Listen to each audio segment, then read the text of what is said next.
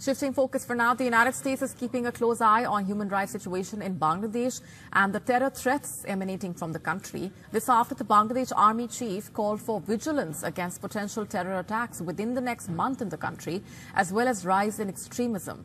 The warning by the Bangladesh Army Chief General Waqar-uz-Zaman comes days after his meeting with the U.S. Senator Gary Peters. They had discussed Bangladesh's security challenges and how the U.S. can actually support reform efforts. Since the ouster of the Sheikh Hasina government on August 5 last year, the country has been ravaged by political infighting, surge in radical Islamist influence, and communal violence cases. Freedom of press in Bangladesh has also come under focus, and according to reports, the months of February and March this year have witnessed a surge in violent attacks against journalists, signaling a dangerous trend for media freedom in Bangladesh. Asked about the situation in Bangladesh in a press briefing, the U.S. State Department spokesperson called on Bangladesh to follow the rules of human rights like other countries.